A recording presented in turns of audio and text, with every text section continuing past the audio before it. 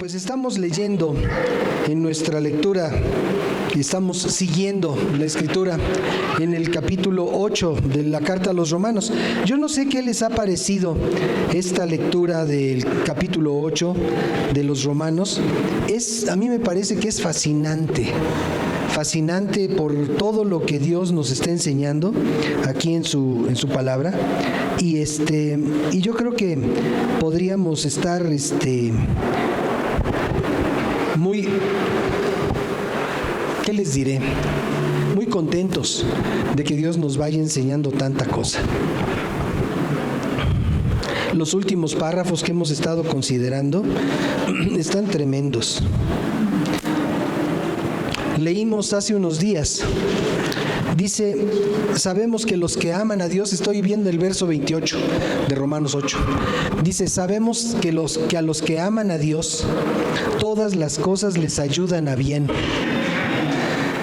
Sabemos que a los que aman a Dios, todas las cosas les ayudan a bien.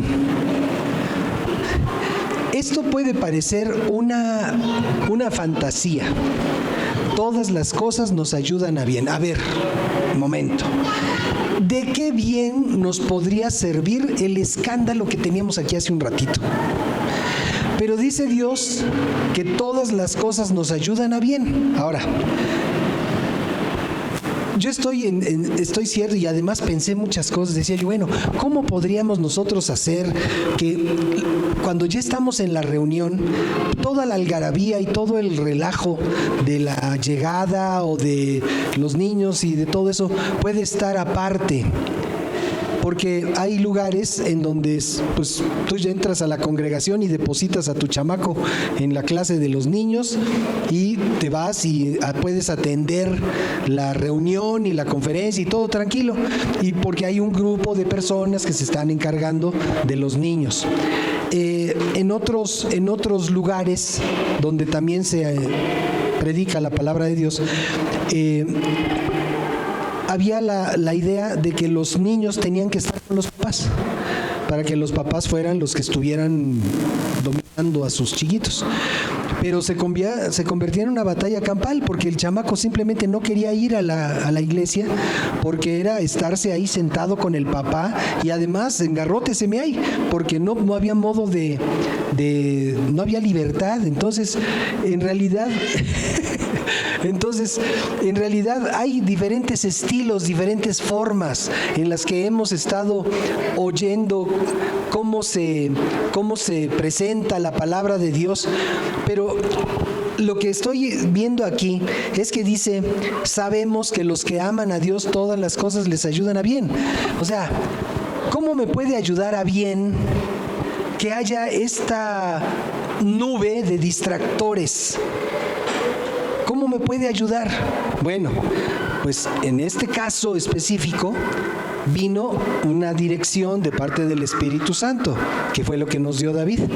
Y dice, ok, a lo mejor está todo patas para arriba, pero es un momento espiritual y entonces tú tienes la capacidad, o debes de tener la capacidad para sintonizarte en lo que es espiritual. Les confieso que cuando mis hijos eran más chicos, a mí me costaba mucho trabajo poderme sintonizar en algo que estuviera yo haciendo, porque en muchas ocasiones mi trabajo yo lo hacía desde casa, o bueno, en casa. No había las facilidades de oficina de hoy en día, pero mi trabajo me lo permitía. Dibujaba yo planos de muebles y podía yo tener mi respirador ahí en la oficina, en la sala de mi casa. Y bueno, pues mientras Tere con los niños y la televisión y el ruido y todo eso, y de repente yo le decía, a ver, bájenle tantito, ¿no? Porque me costaba mucho trabajo concentrarme. Y a veces uno pensaba, bueno, ¿y qué te tienes que concentrar si estás dibujando? O sea, que es más mecánico el asunto. Pero de todas maneras necesitaba yo sintonizarme. Y me costaba trabajo. Pero yo veía cómo Tere tenía una asombrosa facilidad para seleccionar el canal en el que ella estaba. Y yo le decía, ¿no te altera que estén los niños haciendo tal o cual cosa?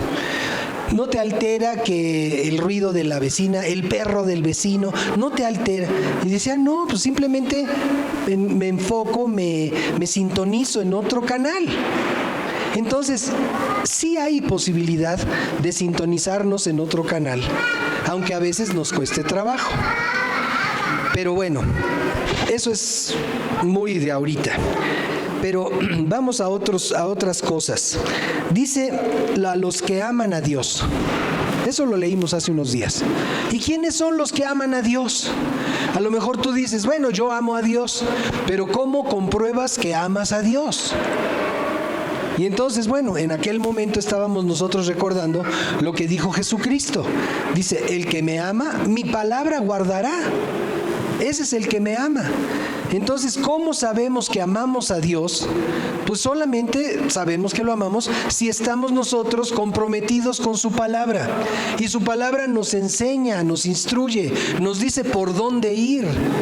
Y si nosotros somos de la gente que seguimos aquello que Dios nos está indicando, pues entonces podemos tener la conciencia, podemos tener la seguridad, la certeza de que somos gente que amamos a Dios. Y si somos gente que amamos a Dios, entonces esto está escrito para nosotros.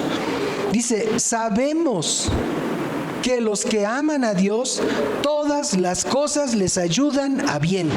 Ahora,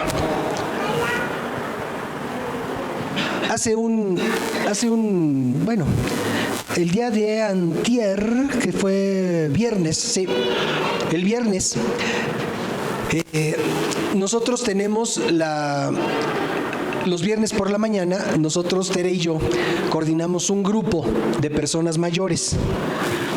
Nos reunimos en un jardín muy lindo que hay allá por la colonia Portales.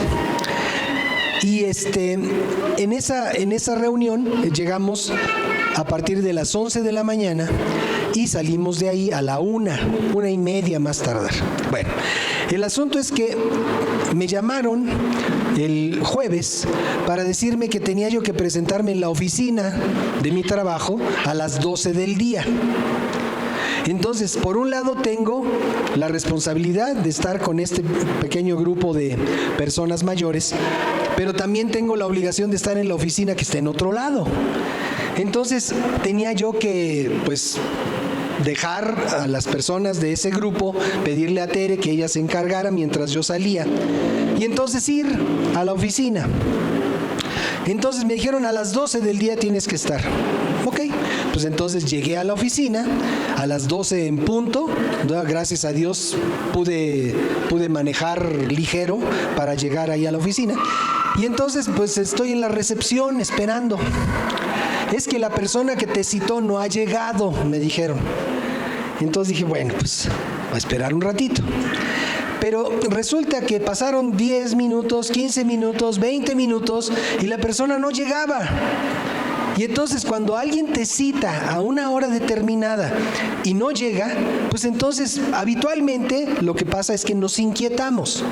Lo que pasa es que empezamos así como que a incomodarnos. Y podemos pasar de la pura inquietud, incomodidad, hasta un enojo bastante fuerte, ¿no? Oye, pues ¿qué le pasa? ¿Por qué me cita? Podemos pensar muchas cosas. Pero yo tenía paz en mi corazón, estaba esperando pacientemente a que llegara esa persona. Y en eso llega, como a las 12:20, 12:25, llega un hombre que conocemos, de algún tiempo atrás, y resulta que este hombre publicó hace varios días, una semana quizás, en el Facebook, que su papá se había muerto. Entonces, en ese día, cuando yo me enteré de esa noticia, le mandé un recado a través del Facebook para saludarlo, para pues decirle que estábamos con ellos en su pena.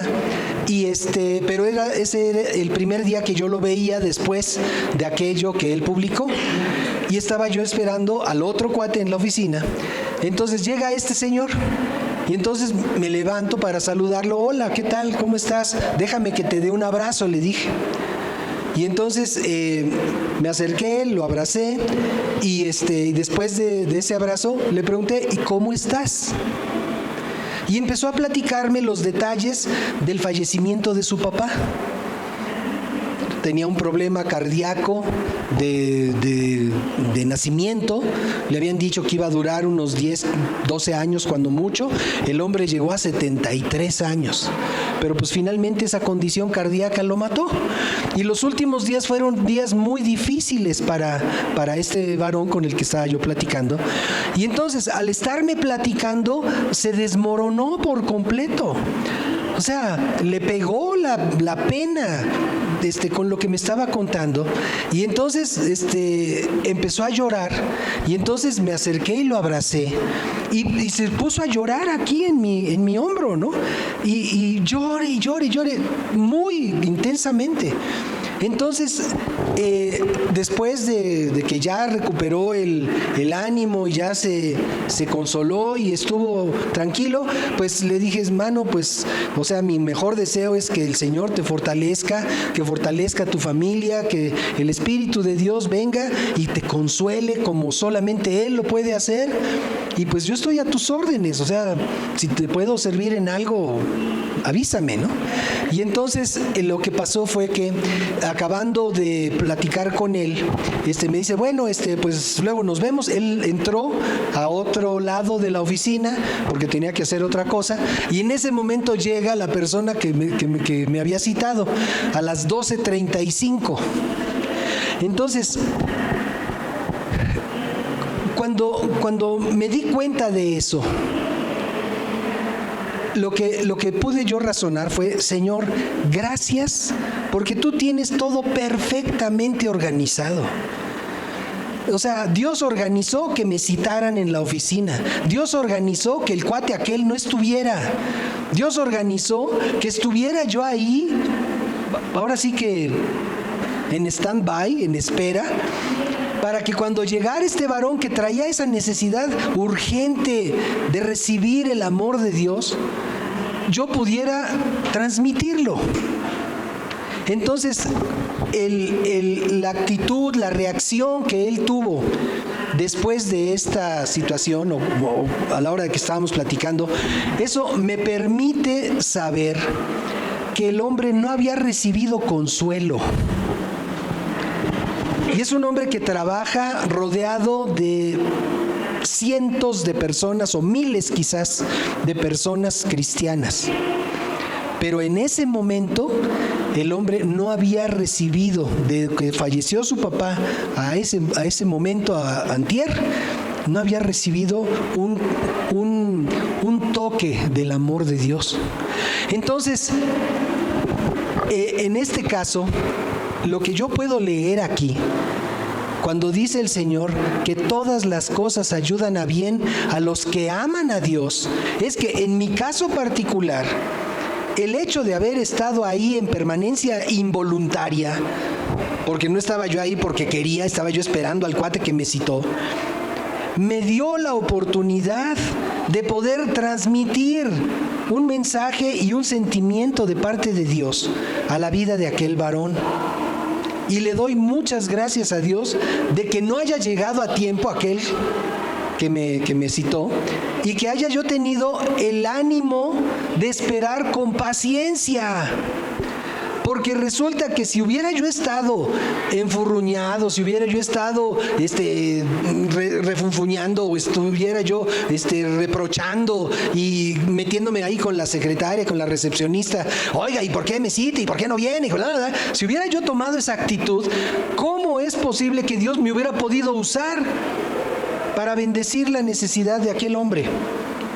Entonces necesitaba yo estar sintonizado, necesitaba yo estar pacientemente esperando aquello que pues fui a hacer a ese lugar. Pero eso de tener la paciencia a veces no se nos da mucho. A veces la paciencia a veces no, la impaciencia se desborda en nuestro corazón y nos lleva a perder la oportunidad de ser bendición por la impaciencia. Entonces, la paciencia es parte del fruto del Espíritu de Dios en nuestra vida. ¿Sí se acuerdan lo que dice Gálatas 5? Dice, pero el fruto del Espíritu, ¿lo puedes poner, David? Gálatas 5, por favor. 22. A ver.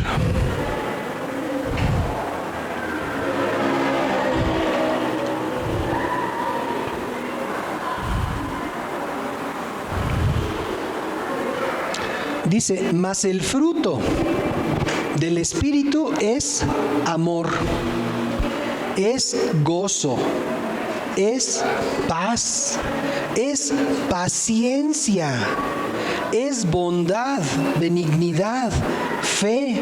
Luego continúa diciendo el 23, mansedumbre, templanza, y remata diciendo, contra esas cosas no hay ley. No hay nada que se oponga, no hay nada en contra del fruto del Espíritu Santo.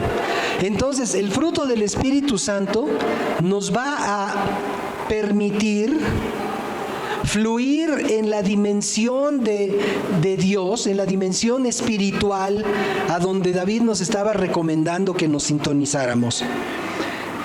El Espíritu de Dios nos va a permitir fluir en ese ámbito, para que todas las cosas nos ayuden a bien. Y ahí podemos regresar a Romanos 8, por favor. Dice, más a los que aman a Dios. Dice el párrafo que estábamos leyendo, párrafo 28 de Romanos 8. Dice, sabemos que a los que aman a Dios, todas las cosas les ayudan a bien. Esto es, dice, a los que conforme a su propósito son llamados.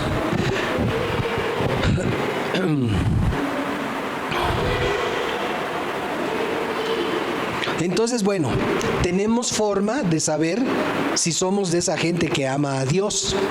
Si somos de la gente que ama a Dios, palomita, check, ¿no?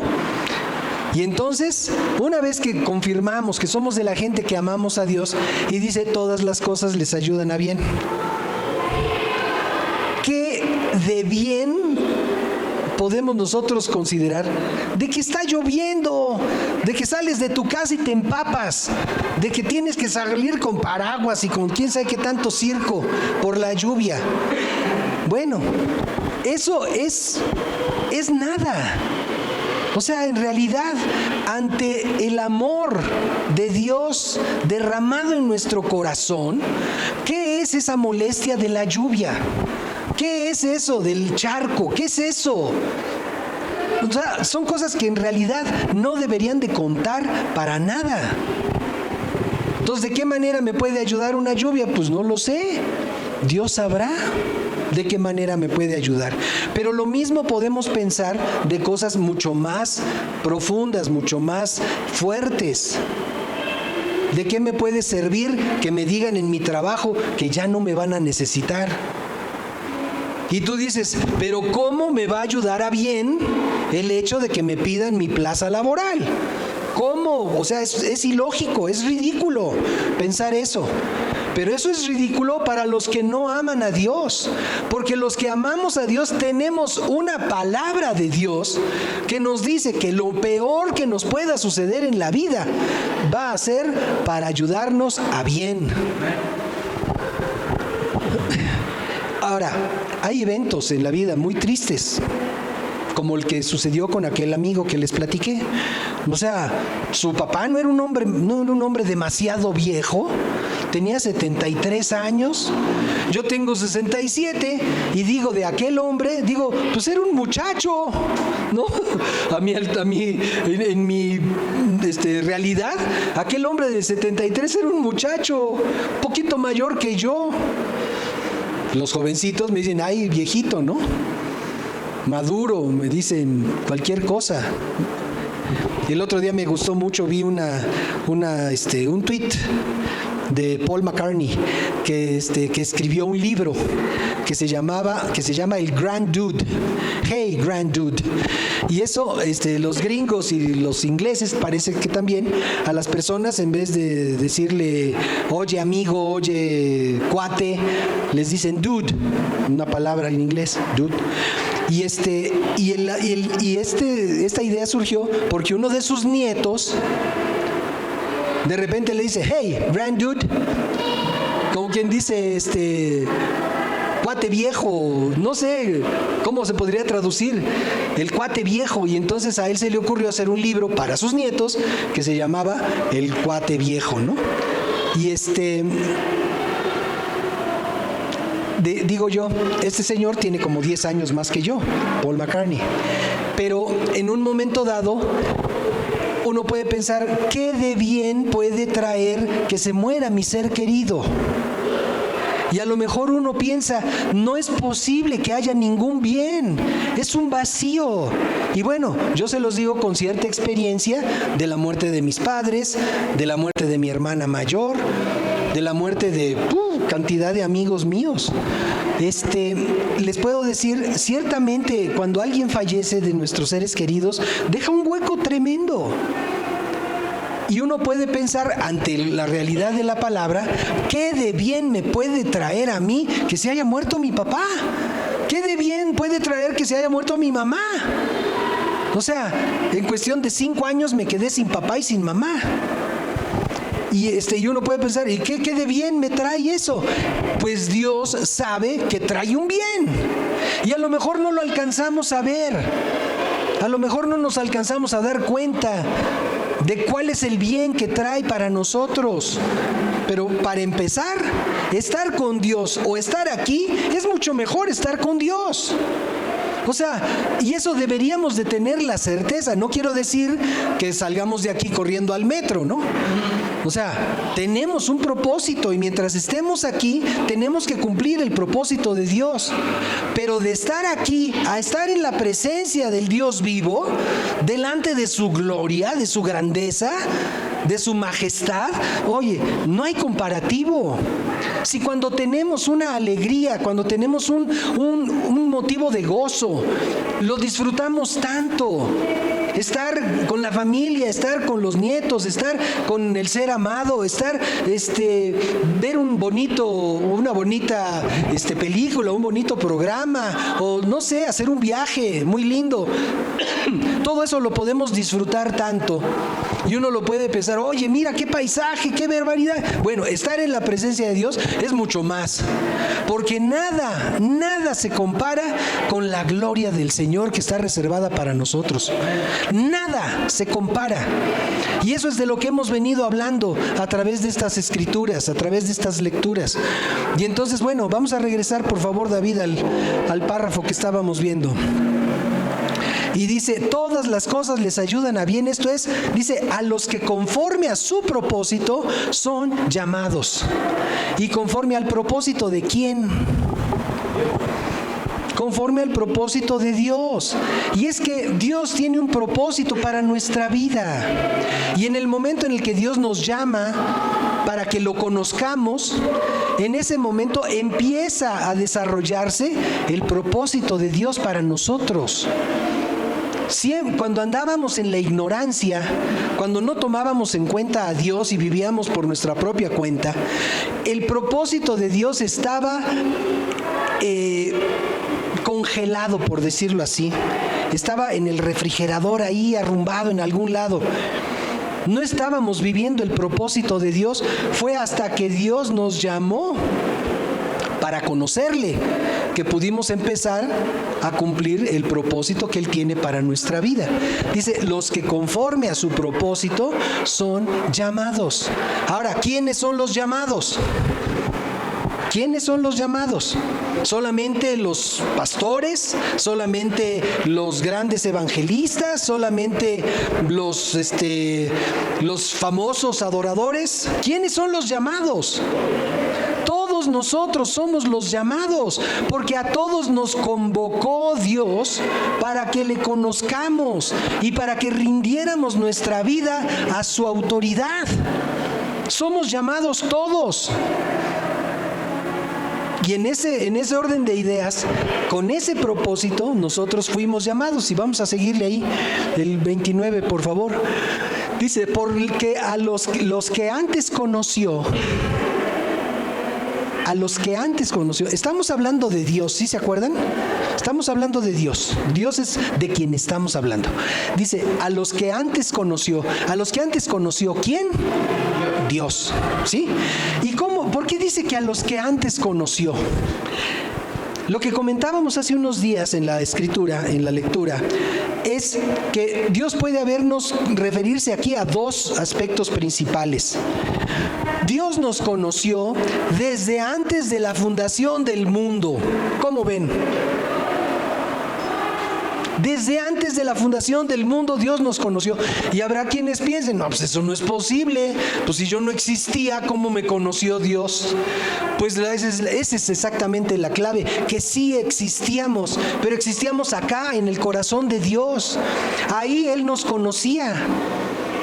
Y por eso es tan maravilloso que Dios nos haya dado la vida, porque el hecho de que seamos quienes somos, lo único que está expresando es que todo lo que Dios planeó para que pudiéramos existir se cumplió al pie de la letra.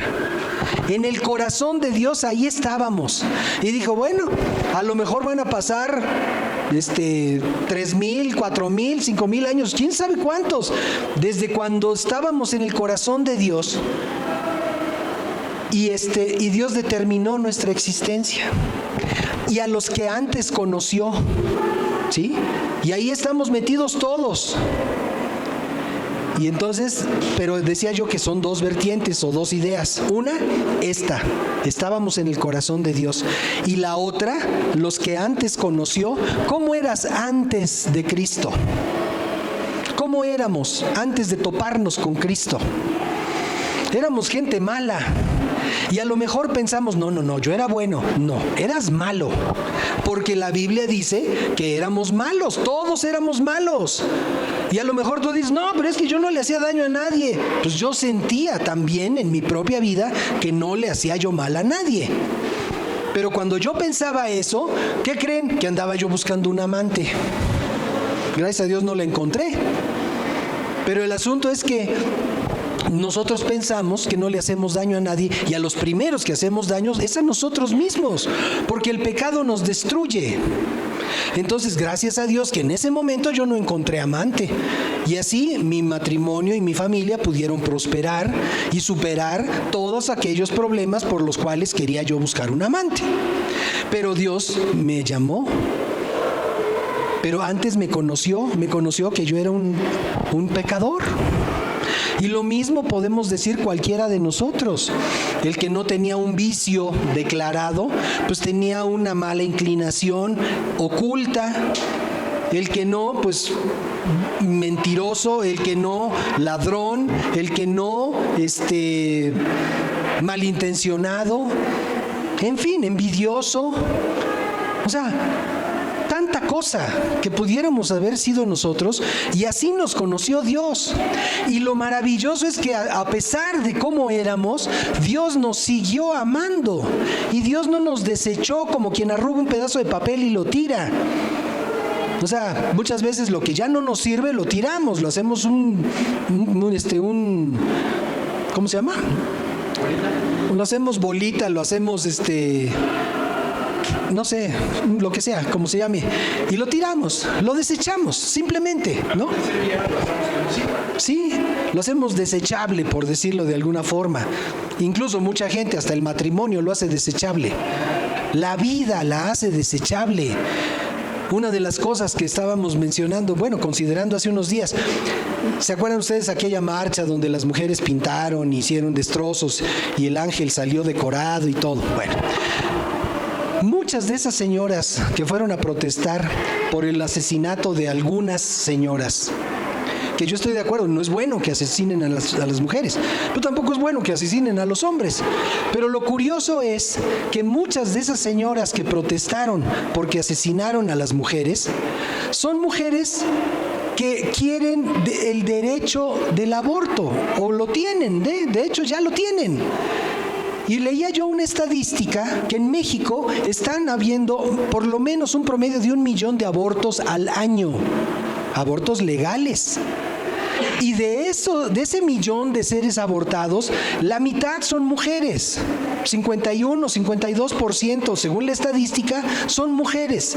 Entonces, estamos aquí viendo una protesta violenta y así de que ya estamos hasta el gorro, que no nos hagan caso y que esto y que el otro y que por aquí, por allá. Por 3, por 20, por 50, por 43, por las que digas. Y resulta que ese grupo de personas que están protestando por la desaparición o la muerte de aquellas tantas mujeres, no se ponen a pensar que ellas mismas están dando lugar al exterminio de 500,000 de mujeres mexicanas que tendrían la posibilidad de existir y de formar una familia y de acompañar a un varón en su vida. No se echan de cuenta eso. Y entonces a veces las personas dicen, no, yo soy bueno. Pero depende cuál es la óptica desde donde la vemos, ¿no? ¿Es justo que protesten por las que se mueren? Sí, es justo. Pero no es justo que estén protestando por 20 y estén matando millones. No es justo. No es justo que estén protestando. Acuérdense de la sintonía espiritual. ¿Sí? Por favor. No es justo que estén protestando por la extinción de la vaquita marina. ¿Se acuerdan de la vaquita marina que se hizo famosa hace poquito? Que alguien por ahí le dijo la vaquita amarilla. Bueno, el chiste es que había, creo que 25 y ahorita ya hay 15 o 12. O sea, una cantidad así ridícula de esa especie. Y está bien que la gente proteste. ¿Por qué se ha exterminado ese animalito? ¿Qué daño hacía? No, pues que es que lo arrastran junto con los peces, y bueno, se va exterminando, se va perdiendo, se está extinguiendo esa especie. ¿Es bueno protestar por eso? Sí. ¿Que los que pescan pongan atención? Sí, está muy bien. Pero todas esas personas que protestan por la vaquita marina no se ponen a pensar en los derechos de los niños que son abandonados y que andan en las calles. Y que muchas veces viven en la calle. Y entonces yo protesto por la vaquita marina, pero ¿qué estoy haciendo? Por los niños que están viviendo debajo de un puente. Y entonces mi justicia, pues no es tanta. O sea, le estoy aplicando a la vaquita marina, al ambiente ecológico. Protestar por el cambio climático está bien, pero más importante que eso son los niños, es la vida de las personas. Y muchas veces los que tienen las grandes causas o las grandes banderas de las causas sociales, ambientales y todo eso, están atentando en contra de la vida, hombres y mujeres. Y entonces uno se pregunta, pues yo qué era, ¿no? Porque Dios me conoció. Dios me conoció cuando hacía yo lo que no le agradaba. Dios me conoció.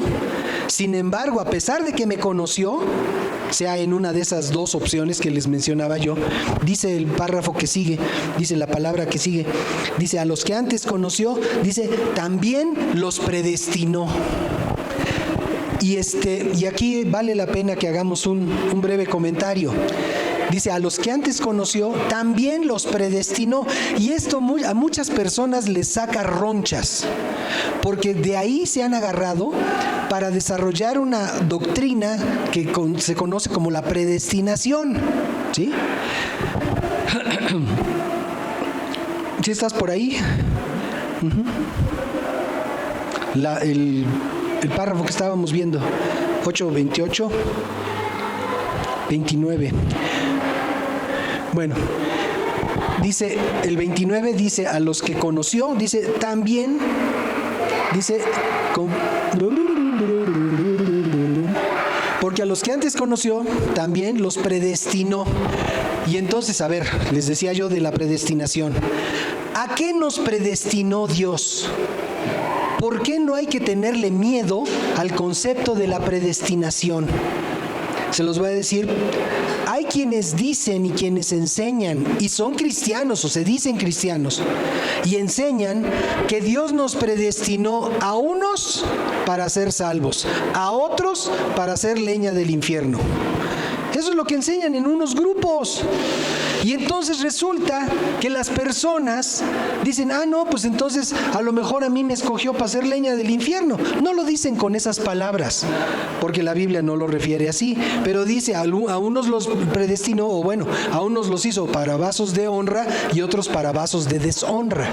Y entonces los que dicen de una forma así, piensan que si tú ya eres una persona que te vas a condenar, aunque te pares de cabeza, aunque ruegues a Dios, aunque cantes 10,000 alabanzas diariamente, de todas maneras te vas a perder, porque según esa doctrina te predestina Dios a que te condenes. Y por el otro lado, que si eres de los que se van a salvar, entonces puedes hacer lo que se te pegue la gana, al fin que te vas a salvar. De todas maneras, Dios ya determinó que te vas a salvar. Y entonces hay ahí un jaleo entre doctrinas y entre iglesias y entre grupos, oye, ¿y la salvación se pierde? Y muchos dicen, no, ¿cómo crees que se va a perder? La Biblia dice. Y otros dicen, claro que se pierde. ¿Por qué? Pues porque la Biblia dice, y presentan sus argumentos, ¿no? Entonces, si nosotros nos metemos, nos quedamos ahí atorados en esa discusión doctrinal, pues nos vamos a perder de lo que Dios está diciendo en su palabra, que es muy simple, es muy sencillo. Y dice, a los que conoció también los predestinó. Y lo bueno es que dice, ¿para qué nos predestinó?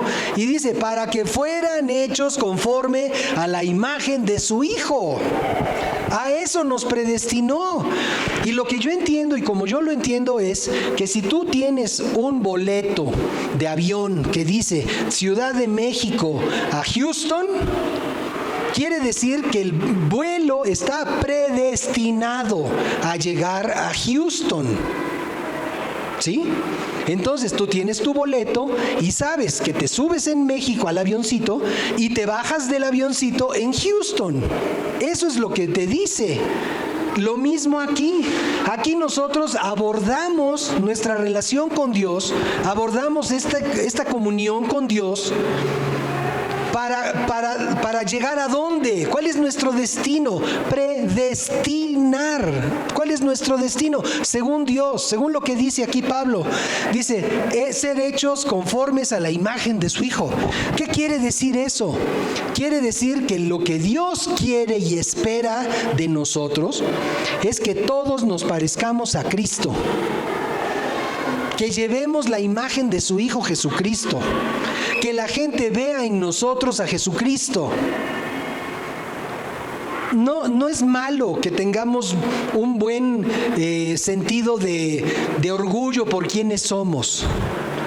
O sea, yo tengo orgullo de haber nacido en la familia que nací, de tener los hijos que tengo, de tener la descendencia que tengo. Yo estoy orgulloso de eso, no me avergüenzo de ser quien soy. Pero entre eso y el destino que Dios tiene para mí de ser hecho conforme a la imagen de su Hijo, oye, no tengo nada que arraigarme al obando. Yo prefiero ser Cristo. Y así es como todos debemos de vivir. Es que don fulanito, don perenganito, el gran abolengo, el gran linaje. Y resulta que lo que Dios quiere es que no seamos individuos, sino que seamos hechos a la imagen de su Hijo. Todos Cristo, todos. Oye, pero que no, que unos, todos Cristo. Y eso es lo único que le puede dar cumplimiento al propósito de Dios en nuestra vida. Que podamos nosotros alcanzar la imagen de su Hijo Jesucristo. No hay otra cosa que nos pueda llevar a una realización más plena. Y luego dice, para que Él sea el primogénito entre muchos hermanos. O sea, ¿cuál es el propósito, el fin de Dios? El fin de Dios es que nosotros vivamos como hijos suyos por toda la eternidad, que seamos juniors de Dios, o sea, junior de Dios. O sea, mira, los juniors de esta tierra apestan, son gente mala, son gente vanidosa, son gente violenta, pagados de sí mismos. O sea, puede que haya alguno bueno, no niego. Pero imagínate que en el plan perfecto de Dios para tu vida y para la mía esté que tú y yo seamos juniors de papi, de Dios, del Dios verdadero, del creador del universo. Y no es de que, pues mi papá es dueño de la empresa. No, mi papá es dueño del mundo. Mi papá es dueño del universo. Mi papá es dueño del oro y de la plata. Mi papá es dueño de la vida y la otorga a quien Él quiere. Ese es el propósito de nuestra vida, que lleguemos a ser como Jesucristo y para que Él sea el primogénito entre muchos hermanos. Entonces, todas las cosas ayudan a bien a los que amamos a Dios. Todas las cosas. De repente sucede. Hace unos días que se perdió la guitarra de David. O sea, ¿qué propósito bueno tenía? Ver la gloria de Dios en la recuperación. Y a veces así pensamos. Aquí afuera de las calles de por aquí le robaron las cosas de los espejos a mi camioneta. ¿Qué propósito bueno tiene?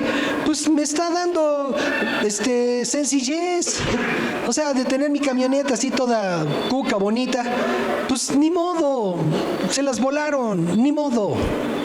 O sea, no me roba mi paz. Cosas de ese tipo. Lo que sucede no me afecta en el comparativo con la gloria que Dios quiere que disfrutemos en Cristo. Entonces, pues vale la pena que consideremos poco a poco lo que vamos aprendiendo, lo que vamos oyendo de la palabra de Dios. Y ahora, bueno, pues nos ha tocado estar considerando lo que Pablo le escribió a los romanos. Vamos a orar, vamos a darle gracias a Dios. Señor, te bendecimos y te damos muchísimas gracias por tu palabra, porque podemos nosotros vislumbrar, Señor. A lo mejor no alcanzamos a ver en su plenitud aquello que tú nos estás anunciando, pero sí, Señor, tenemos un esbozo de esa grandeza, de esa gloria que tendremos y que veremos delante de ti, Señor. Y por eso te damos gracias. Y por eso también te agradecemos que nos enseñes que pase lo que pase durante nuestra vida, todas las cosas nos van a ayudar a bien. Porque hemos sido llamados, Señor, conforme a tu propósito. Y nosotros sabemos que nuestro destino es cumplir ese propósito y ser fieles representantes de Cristo en esta tierra. Te bendecimos con todo nuestro corazón y te damos gracias por hablar tu palabra, por tu Espíritu Santo que está aquí en medio de nosotros. A pesar de algunas inconveniencias, tu Espíritu está aquí, Señor. Y nos revela tu palabra para que vivamos por ella cada día. Muchas gracias, Señor. Muchas gracias porque estás con nosotros. Amén. Amén.